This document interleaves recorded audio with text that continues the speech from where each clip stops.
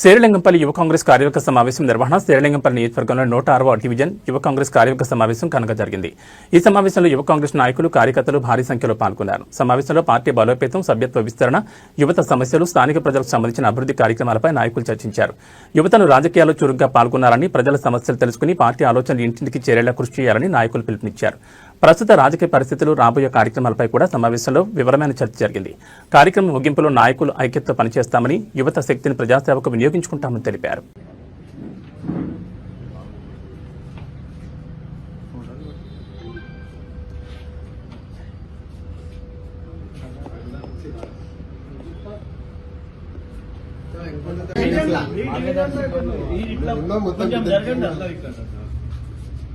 ఏంటంటే డివిజన్ లా అన్న మనం ఇట్లా చేద్దాము, అసెంబ్లీలో ఇది చేద్దామంటే కంపల్సరీ మనం అందరం కలిసి సాకారం చేయొచ్చు. ఇదో ఈయన ఇప్పుడు స్పోర్ట్స్ పెడుతుంది, ఎవరన్నా టెన్నిస్ పెడతండి, ఒకళ్ళు వాలీబాల్ పెడితే అట్లా మనకి టైం అనేది ఇంకా క్లోజ్ అవుతారు. మనకు ఇప్పుడు వేరే వేరే డివిజన్ లో కూడా మన వాళ్ళు ఏమైనా పని ఉంటే మనం చేసుకోవచ్చు.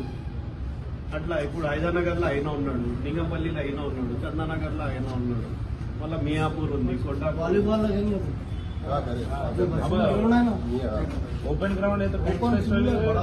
తెల్లాపూర్ జీహెచ్ఎంసీ పరిధిలో బీఆర్ఎస్ యూత్ పటాన్చెరు నియోజకవర్గ ఉపాధ్యక్షుడు కోటే హరీష్ విలేకరుల సమావేశం నిర్వహించారు. ఈ సందర్భంగా ఆయన మాట్లాడుతూ సంక్రాంతి పండుగ సందర్భంగా తెల్లాపూర్ జీహెచ్ఎంసీ పరిధిలోని ప్రజలకు శుభాకాంక్షలు తెలియజేస్తూ ఫ్లెక్సీలు ఏర్పాటు చేసినట్టు తెలిపారు. ఆ ఫ్లెక్సీల్లో స్థానిక ఎమ్మెల్యే గోడెం మహిపాల్రెడ్డి ఫోటోను వినియోగించడంపై కొందరు నేతలు విమర్శలు చేస్తున్నారని, వాటిని తాను తీవ్రంగా ఖండిస్తున్నట్టు చెప్పారు. స్థానిక ఎమ్మెల్యే గతంలో బీఆర్ఎస్ పార్టీ నుంచి ఎన్నికయ్యారని, కొద్ది రోజుల పాటు పార్టీకి దూరంగా ఉన్నంత మాత్రాన పార్టీని విడిచిపెట్టినట్టు కాదని స్పష్టం చేశారు. ఇప్పటికీ ఎమ్మెల్యేకు బీఆర్ఎస్ సభ్యత్వం కొనసాగుతుందని తెలిపారు. ఎవరు ఎంత విమర్శించినా రాబోయే కాలంలో కూడా బీఆర్ఎస్ ఫ్లెక్సీల్లో స్థానిక ఎమ్మెల్యే ఫోటోను తప్పకుండా ఉపయోగిస్తానని, విమర్శలను పట్టించుకోనని కోటే హరీష్ స్పష్టం చేశారు.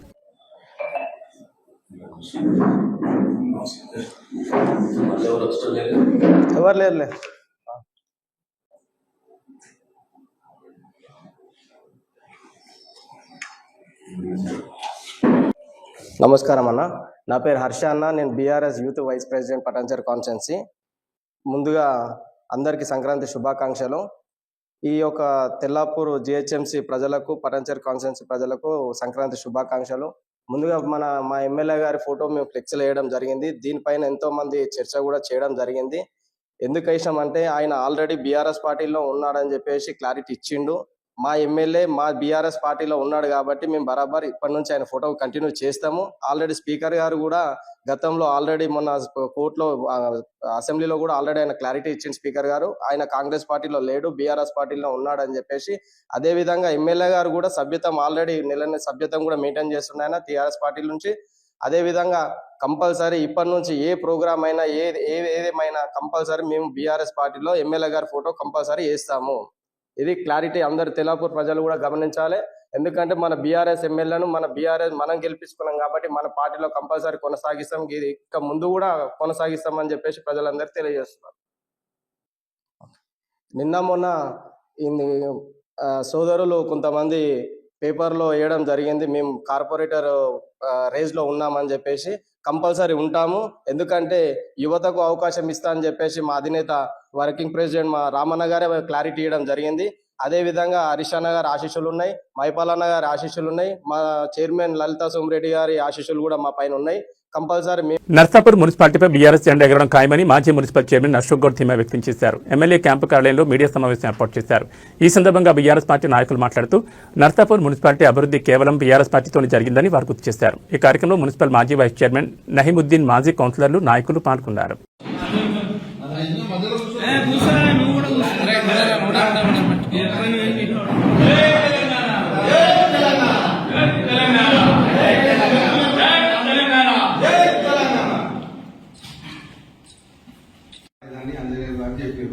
ఆయన అసలు ఎక్కడ నష్టపోగా వాటర్ తిరిగితే తెలుస్తుంది ఎంత డెవలప్మెంట్ అయింది. ప్రతి దగ్గర 90% అయిపోయింది, ఒక 10% వర్కులు ఉన్నాయి. అది కూడా 30 లక్షల దాంట్లో అయిపోతాయి. ఏడ కాలేదంటే తిరిగితే నష్టపోగా తెలుస్తుంది ఏడ డెవలప్మెంట్ అయింది, ఏడ కాలేదు. కానీ ఏడ ప్రెస్ ముందు కూర్చొని మాట్లాడితే కాదు, ఊర్లో తిరగాలి, గల్లీ లెవెల్ చూస్తే తెలుస్తుంది. మరి ప్రభుత్వం మీరిచ్చిన ఎమ్మెల్యే గారు తీసుకొని మీరు ఇచ్చి న్యాయంగా ధర్మంగా ఎవరైతే నిరుపేదలు ఉన్నారో వారికి ఖచ్చితంగా ఇవ్వాలని మేము డిమాండ్ చేసినాం. మా ఎమ్మెల్యే గారు ధర్నారాత్రులు చేయడం జరిగింది. మరి వారు ఎవరికైనా పేదలకు ఇస్తే మరి అందరికీ మంచిది, మరి వాళ్ళు గుర్తు చేసుకుంటారు. వాళ్ళు ఇలా 2,000, 3,000, 4,000 కిరాయిలు లేక వాళ్ళు రోడ్లపై జీవనం సాగిస్తారు. మరి అలాంటి వారికి సహాయం చేయాల్సిందిగా మరి ఇప్పుడున్న ప్రభుత్వాన్ని కూడా మేము తెలియజేస్తున్నాం. మరి ప్రభుత్వం డెవలప్మెంట్ చేయాలి కానీ పనికిరాని విమర్శలు చేస్తూ మరి ఒక ఎమ్మెల్యే మీద నెట్టడం, మరి ఇక్కడ ఉన్న టీఆర్ఎస్ పార్టీ మీద నెట్టడం మంచి పద్ధతి కాదని తెలియజేస్తున్నాం. మరి మాకు ఇచ్చిన అవకాశం మా కౌన్సిలర్స్ కానీ మేము ప్రతి వార్డులో గత 5 సంవత్సరాల్లో చాలా అభివృద్ధికరంగా మనం చేశాం. మరి ఒక అవకాశం, ఒక సంవత్సరం మున్సిపల్ చైర్మన్ వచ్చిన అవకాశాన్ని గత 40 సంవత్సరాలు కావచ్చు, 20 సంవత్సరాలు కావచ్చు, ఈ పెద్ద మనుషులు చేసిన ఏం చేయని పనులను కూడా మా ఒక సంవత్సరంలోనే మేము పూర్తి చేసి చాలా ఉన్న నర్సాపురం అండర్ డ్రైనేజ్ వ్యవస్థ కానీ అక్కడక్కడ మంచి పాయింట్లు కూడా ఉన్న గుంతలను కానీ పబ్లిక్ చాలా ఇబ్బందులున్న ప్రాంతాలను గుర్తించి మేము మా కౌన్సిలర్, మా వైస్ చైర్మన్ గారు, మా కౌన్సిలర్ గారు, మా ఉన్న పార్టీ నాయకులు కానీ ప్రతి వార్డులో పర్యటించి మేము ప్రతి వార్డు ఏమేమి ఉందనే ఒక బుక్లెట్ తీసుకొని ప్రతి వార్డు ఉన్న సమస్యలను 90% సమస్యలను మేము తీయడం జరిగింది. వాటర్ కావచ్చు, రోడ్లు కావచ్చు, డ్రైనేజ్ కావచ్చు, ఏదైనా కావచ్చు, చెత్తాచెదారం లేకుండా ఒక సంవత్సరంలోనే మా బాడీ కమిటీ 90% వర్కులు చేయడం జరిగింది. మెదక్ జిల్లా మాసాపేట మండల కేంద్రంలో రైతు వేదిక ఆవరణలో పోలీస్ శాఖ ఆధ్వర్యంలో మంగళవారం అవగాహన కార్యక్రమం నిర్వహించారు. ప్రభుత్వ ఆదేశాల మేరకు డీఎస్పీ నరేంద్ర గౌడ్ ఆధ్వర్యంలో రోడ్డు ప్రమాదాలపై అవగాహన కల్పించారు. ఇటీవల రోడ్డు ప్రమాదంలో మృతి చెందిన బాధితులను, కుటుంబాలను సమావేశం తీసుకొచ్చి వారు అనుభవిస్తున్న బాధను ప్రజలకు వివరించారు. రోడ్డు భద్రత పాటించకుండా ప్రమాదాలు గురై ఎంతో మంది చనిపోతున్నారని, వారి కుటుంబాలు వీధిని పడుతున్నాయని ఆవేదన వ్యక్తం చేశారు. ప్రతి ఒక్కరూ రోడ్డు భద్రత పాటించాలని, నియమ నిబంధనల ప్రకారం వాహనాలు నడపాలని డీఎస్పీ నరేంద్ర గౌడ్ సూచించారు. మద్యం సేవించి వాహనాలు నడపొద్దని, ప్రతి ఒక్కరూ హెల్మెట్ ధరించాలని, కారు నడిపేవారు సీట్ బెల్ట్ ధరించాలని సూచించారు.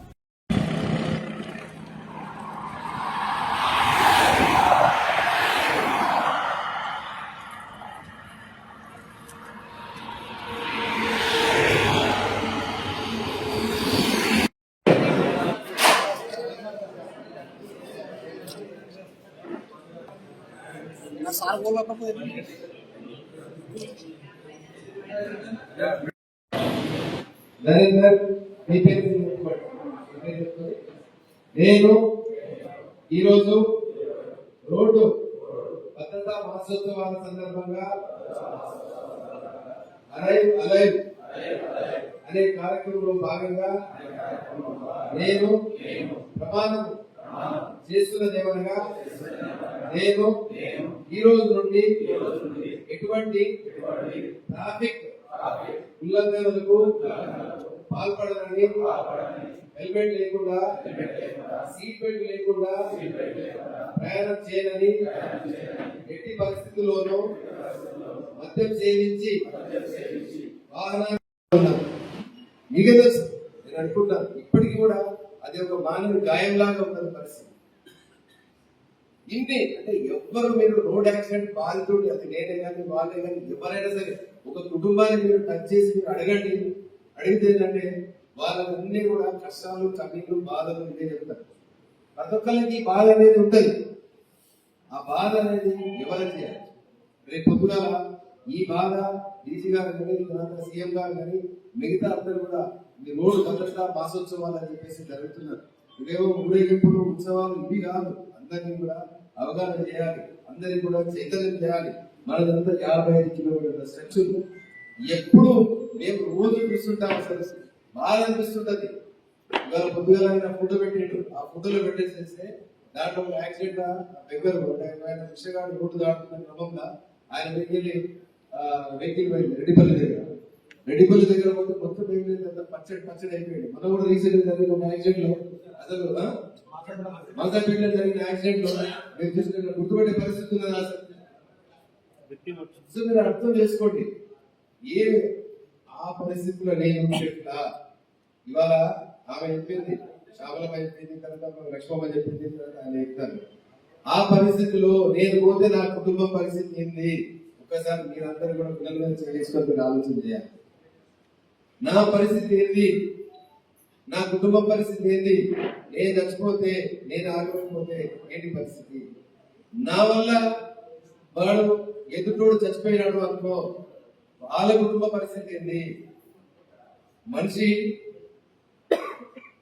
ఒక మనిషి పొడిస్తే లేకపోతే కాలుస్తే లేకపోతే ఒక కర్ర తీసుకొని నెత్తి మీద కొడితే వాడు చచ్చిపోతే మర్డర్ కేసు పెడుతున్నావా లేదా?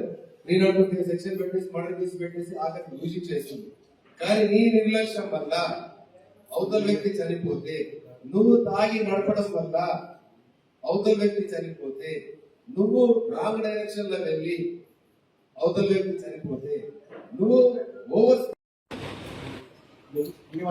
వివిధ గ్రామాల నుంచి వచ్చిన మాసాపేట మండల పరిధిలోని అన్ని గ్రామాల నుంచి వచ్చిన ప్రజాప్రతినిధులు, అదేవిధంగా బాధిత కుటుంబాలు అందరికీ కూడా పోలీస్ శాఖ తరఫున మీకు నమస్కారం.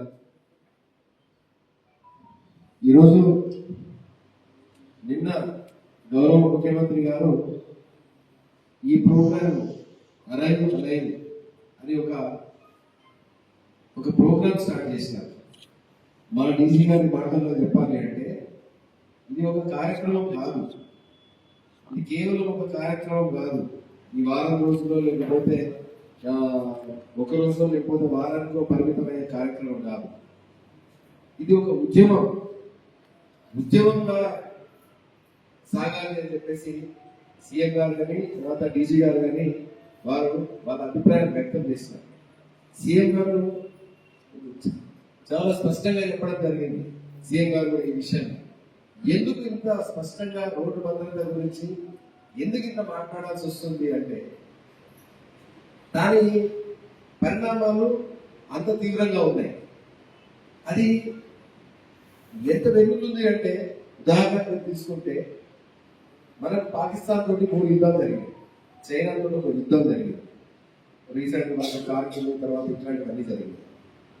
ఈ యుద్ధాల్లో జరిగిన నష్టం కన్నా ప్రతి సంవత్సరం జరిగే నష్టం ఎక్కువ ఉంది. ఈ రోడ్డు ప్రమాదాల్లో చనిపోయే వాళ్ళు ఎక్కువ ఉంది. మీకు తెలుసా, మొన్న నేను మెదక్ నుంచి వస్తున్నా, శంకరపేట దగ్గరకు వచ్చినాను. ఆడ యాక్సిడెంట్ అయిపోయి వాళ్ళు తాగి నడుపుతున్నట్టు ఆ బైక్ చెట్టు కొట్టుకొని కింద పడిపోయి అందరూ వచ్చేసి అందరూ చూస్తున్నారు, ఫోటోలు కొట్టుకుంటున్నారు. ఇట్లే అన్ని ఫోటోలు పెట్టేసి అన్ని వీడియో తీస్తున్నారు. ఎవడు ఏమి చేయట్లేదు. అరే ఏమైందంటారు కానీ అందరు ఫోన్లలో బిజీ ఉన్నారు, లేకపోతే టీవీలో బిజీ ఉన్నారు. కానీ పంపించాలన్న ఆలోచన కూడా వస్తున్నాయి, ఆటోలు వస్తున్నాయి పోతున్నాయి, ఎవడు కూడా చేస్తారు. ఇక ప్రాణం ఎట్లా నిలబడుతుంది? అందరు అంబులెన్స్ కోసం చూస్తున్నారు. మరో ఎక్కడ దాకా ఉంటుంది అందుబాటులో ఉంటుంది, 15-20 కిలోమీటర్ల డిస్టెన్స్ లో ఉంటుంది. ఎవడు రాకుంటే అక్కడికి మా కార్లోనే నా పెట్రోల్ మొబైల్లోనే మా వాళ్ళు పెట్రోల్ పోయి ఫస్ట్ అయితే తీసుకుపోయి ఫస్ట్ ఎయిడ్ చేయించండి, ఈలోకి అంబులెన్స్ వస్తుందని చెప్పేసి మా బండ్లను కూర్చోబెట్టి పంపించేసినాం. ఏం చేయాలి, వేరే ఆల్టర్నేట్ లేదు. మరి వాడు ప్రాణం ఉండదా, హెడ్ ఇంజరీ అయ్యింది, ఏం చేయాలి? మరి ముందైతే ఏదో ఒకటి చేయాలి. తర్వాత అంబులెన్స్ వచ్చిన తర్వాత 10 నిమిషాల తర్వాత అంబులెన్స్ వెళ్ళి తర్వాత మెదక్కు తీసుకునేది. సో నేను అనేది మీకు అదే చెప్తున్నాను, మీకు తోచినంత సహాయం మీరు చేయండి. గవర్నమెంట్ కూడా ఆ రకంగా సపోర్ట్ ఉంది, పోలీసు కూడా సపోర్ట్ ఉంది. పోలీసు అనవసరంగా మిమ్మల్ని వేధింపులకు చేయదు, సాయం చేయండి. తర్వాత ఇంకొకటి ఏముందంటే ఫ్రీ ట్రీట్మెంట్ ఉంది, అది కూడా మీరు గుర్తుపెట్టుకోవాలి. ఫ్రీ ట్రీట్మెంట్ ఏంటంటే కొన్ని హాస్పిటల్స్ ని రికగ్నైజ్ చేసింది. ఫస్ట్ అయితే నువ్వు డబ్బులు అడగకుండా ట్రీట్మెంట్ చేయాలి. దీని విషయంలో కూడా అందరికి అవగాహన చేయండి. ఫస్ట్ అయితే ఇమీడియట్ ఫస్ట్ ఎయిడ్ ఇట్లాంటివన్నీ ఏంటంటే డబ్బులు ఇస్తే చేస్తాం పని చేస్తాం. ఇప్పుడు అవన్నీ కావు. ఈ గవర్నమెంట్ ఒక స్కీమ్ తీసుకొచ్చింది. ఆ స్కీమ్ ప్రకారము ఫస్ట్ ఈ యాక్సిడెంట్ చేయకుండా ఫస్ట్ అయితే ట్రీట్మెంట్ స్టార్ట్ చేయాలి, డబ్బుల గురించి ఆలోచన చేయొద్దు అని. అది గవర్నమెంట్ అవసరమైతే వాళ్ళకి క్రెడిట్ చేయడం జరుగుతుంది. సో ఇది ప్రాణాలు కాపాడడానికి గవర్నమెంట్ వైపు నుంచి కూడా తీసుకున్న చర్యలు, పోలీసు వైపు నుంచి కూడా తీసుకున్న చర్యలు. సో మనకు చైతన్యం అందరం కూడా విషయం తెలుస్తుంది, యాక్సిడెంట్ చేయొద్దు, వైలేషన్స్ చేయొద్దని. అదేవిధంగా ఫైన్లు పడుతున్నాయి, ఇంపోజ్ చేస్తున్నాం, ఎన్ఫోర్స్మెంట్ అంటారు. అదేవిధంగా గవర్నమెంట్ తరఫున కూడా ఈ రకమైన చర్యలు చేస్తున్నాం. దయచేసి ఇప్పుడు మన చైతన్యం అంతా ప్రమాణం చేస్తున్నాం, ప్రమాణం చేస్తాడు. అందరం కూడా మనం ఒక ప్రమాణం చేస్తాము. మన ముఖ్యంగా దేశంలో జరుగుతున్న 1,70,000 మరణ గ్రామాల్లో కోతుల బెడద రోజు రోజుకు మితిమించిపోతున్నాయి. ఇంటి నుంచి బయటకు రావాలంటేనే గ్రామస్తులు జంకుతున్నారు. ఇంటి తలుపులు తీసున్నాయంటే ఇంట్లో సామగ్రిని గుల్ల చేస్తూ నానా హైరాణ సృష్టిస్తున్నాయి. మెదక్ జిల్లా నర్సాపూర్ మండలం తుజాల్పూర్ గ్రామంలో కోతులను గ్రామంలో నుంచి తరిమివేయడానికి ఉప సర్పంచ్ శ్రీనివాస్, వార్డు మెంబర్లు రమేష్ నాయక్, గాలి భవానీ మహేష్ సహకారంతో బాలుడికి చింపాంజీ వేషం వేయించి గ్రామంలో వీధికి తిప్పారు. చింపాంజీ వేషధారణ చూసి కోతులు పారిపోయారు.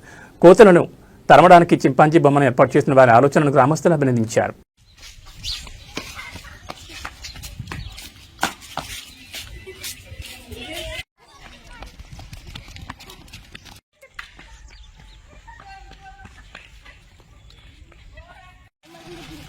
యాక్షన్ చేయి.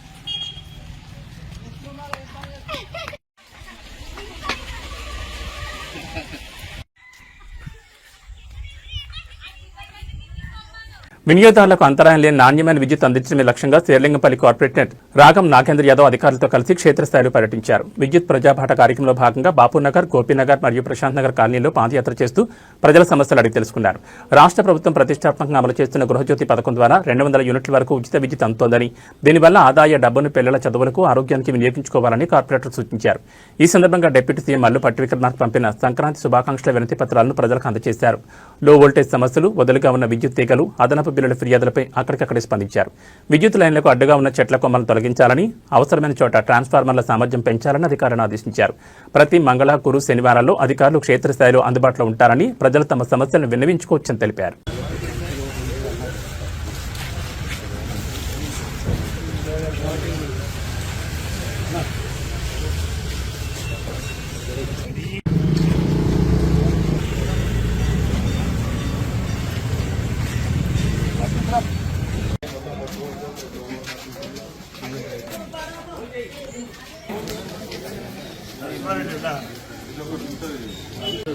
గృహలక్ష్మి పేరుతో ఏదైతే ప్రజెంట్రీ వచ్చిందో దాన్ని శుభాకాంక్షలు చెప్తూ నువ్వు చెప్పిన కదమ్మా, ఇది నేను చేపిచ్చేస్తాను. ఇప్పుడు రోడ్డు డ్రైన్ సాక్ష్యం ఉంది, నేను 100% అయిపోతే ఒక నెల రోజులలో కంప్లీట్ చేపిస్తాను. దాంతోపాటు చైనా ఇప్పుడు యువకులందరూ కూడా ఈ సంక్రాంతి సందర్భంగా మరి కైట్స్, పతంగులు ఎగరేయడం జరుగుతూ ఉంటుంది. కాబట్టి అందరూ కూడా జాగ్రత్తగా ఈ చైనా మాంజా లాంటిది, మరి ఇంకా ప్రమాదకరమైనటువంటి మాంజాలు వాడొద్దని తెలియజేస్తూ, మరి జంట నగరాల్లో అండర్ గ్రౌండ్ కేబుల్ కూడా ఏర్పాటు చేయడం జరుగుతూ ఉంది. 6 నెలలలోపు ఈ మన ప్రాంతంలో ఉన్నటువంటి కేబుల్, ఈ పెద్ద లైన్లు ఏవైతే ఉన్నాయో అవన్నీ కూడా అండర్ గ్రౌండ్ కేబుల్ వేయించడానికే డిఈ గారిని, ఏఈ గారిని, ఏడీ గారిని అందరిని పిలిపించి ఇప్పుడు పాదయాత్రల్లో వాళ్ళు కూడా పాల్గొనడం జరిగింది. రాబోయే 6 నెలల్లో ఇది కూడా కంప్లీట్ చేస్తామని చెప్పి ఈ సందర్భంగా తెలియజేస్తున్నాం. Thank you. ఈరోజు బాపూనగర్లో మరి గౌరవ ఉప ముఖ్యమంత్రి గారు పంపించినటువంటి గృహజ్యోతి పథకం క్రింద ఫ్రీ కరెంట్ ఇచ్చే వాళ్లకు సంక్రాంతి శుభాకాంక్షలు తెలుపుతూ వాళ్ళకి లెటర్లు పంపించడం జరిగింది. దాంతోపాటు ఈ బాపూనగర్ ప్రాంతంలో ఉన్నటువంటి నెలకొన్నటువంటి రోడ్లు మరియు యూజీడీ గురించి ఇక్కడ ప్రాంతవాసులు అడగడం జరిగింది. నేను తక్షణమే అధికారులకు ఆదేశాలు ఇచ్చినాం. ఇమ్మీడియట్గా రోడ్డు కావాలని చెప్పేసి నాకు కోరడం జరిగింది.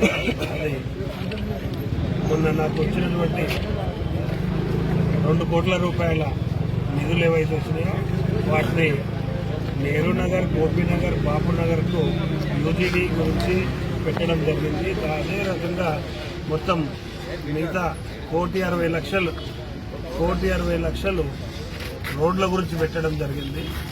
దాంట్లో భాగంగా ఈ ప్రాంత ప్రజలందరూ కోరిక మేరకు మరి ఏరియా అంతా తిరగడం జరిగింది. మరి ప్రతి ఒక్కరు మంచినీళ్ళు బాగా వస్తున్నాయి, చాలా బాగుందని చెప్పి అందరు సంతోషిస్తూ ఉంటారు. కరెంటు విషయంలో కూడా కొన్ని ప్రాబ్లమ్స్ చెప్పిండ్రు, మిగతా అన్నీ కూడా చాలా బాగుందని చెప్పిండ్రు.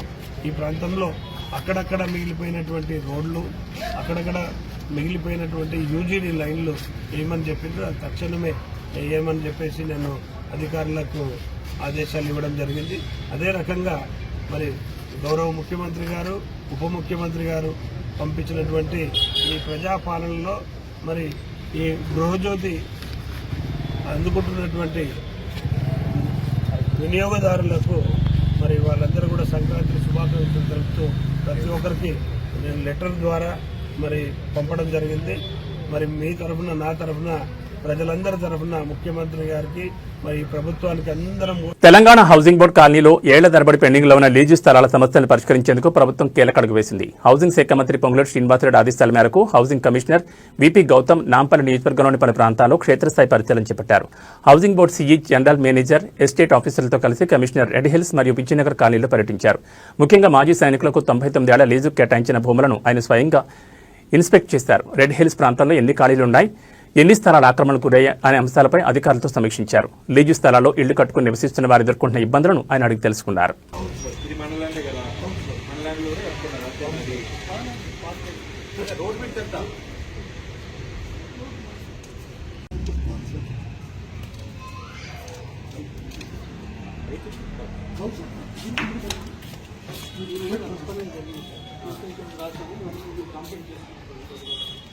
కొంతమంది కట్టారు, ఇదంతా రోడ్డు కింద వస్తుంది. రోడ్డు కింద అయిపోయింది.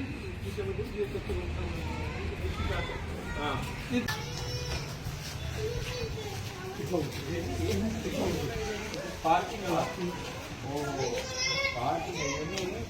మన వాళ్ళు ఇప్పుడు కూడా చూస్తున్నారు. కొత్త కాలం నుంచి ఇక్కడ స్ట్రక్చర్ ఉంటాయి, ఇక్కడ ప్లాంట్స్ ఇలా జీసీ చేసుకుని వేసుకుంటారు.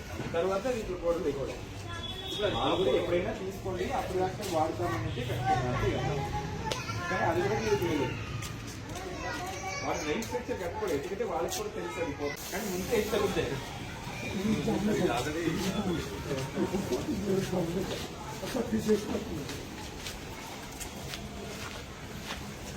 కానీ అవన్నీ రిజిస్టర్డ్ పోర్షన్ కావు.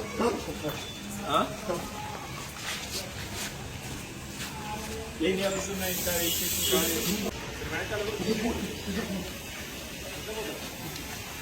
అంటే వేరే అమ్ముడు లేదా ఖాళీ ల్యాండ్ మనం.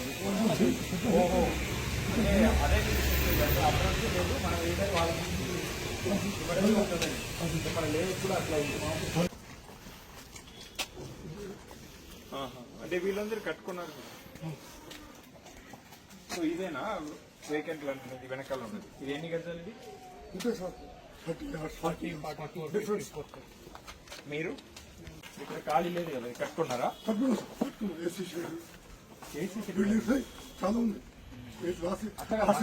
కట్టుకున్నారా? వాళ్ళదే కట్టుకున్నారా?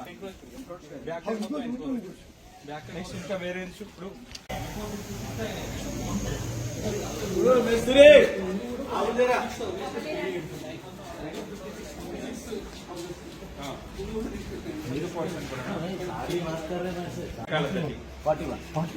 వెనకాల 30 yards.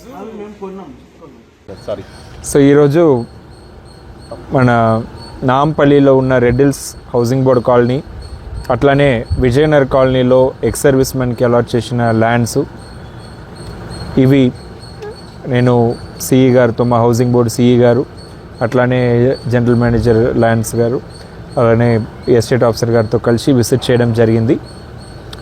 రీసెంట్గానే గౌరవ హౌసింగ్ శాఖ మంత్రివర్యులు పొంగులేటి శ్రీనివాసరెడ్డి గారు ఇట్లా ఏదైతే లీజ్డ్ ల్యాండ్స్ ఉన్నాయో దాని మీద ఆల్రెడీ ప్రజలు నివసిస్తున్నారు, వాళ్ళకి ఏమైనా ఒక సొల్యూషన్ కల్పించాలి, అది వాళ్ళు ఇటు కాకుండా అటు కాకుండా అవుతున్నారనే ఉద్దేశంతో దానికి ఒక పాలసీ రూపొందించాలని ఆదేశాలు ఇవ్వడం జరిగింది.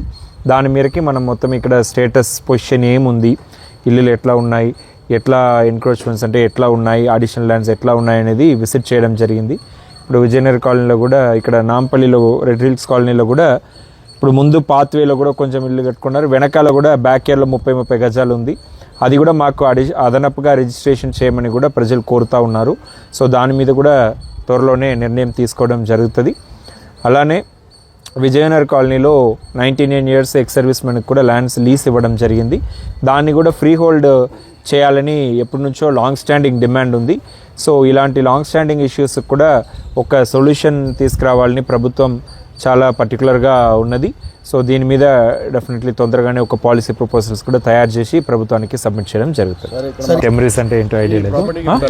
రోడ్డు ప్రమాదాల్లో అత్యధికంగా 30 సంవత్సరాల వయసు గల యువకులు ప్రాణాలు కోల్పోతున్నారని ఉప్పల్ డీసీపీ సురేష్ కుమార్ అన్నారు. కుషాయిగూడ పోలీస్ స్టేషన్ ఆవరణలో ప్రమాదాలపై రోడ్డు భద్రతా వారోత్సవాల్లో అవగాహన సదస్సు ఉప్పల డీసీపీ సురేష్ కుమార్ హాజరై మాట్లాడుతూ ప్రపంచ దేశాల్లో ఎక్కడా లేని విధంగా మన దేశంలో రోడ్డు ప్రమాదాల బారిన పడి అనేక మంది చనిపోతున్నారని, మరికొంతమంది క్షతగాతులు అవుతున్నారని డీసీపీ ఆందోళన వ్యక్తం చేశారు.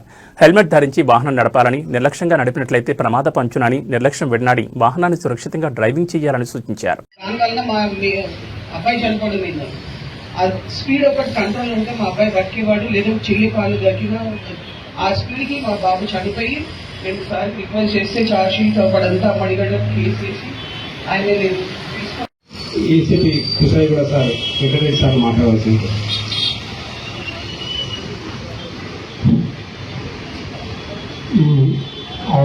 పోలీస్ ఆధ్వర్యం బాబు ఎముకల తిరిగి తయారు కిందకి వెళ్ళిపోయి ఆ స్పీడ్కి మొత్తం బయటకు వచ్చేసారు అందరూ.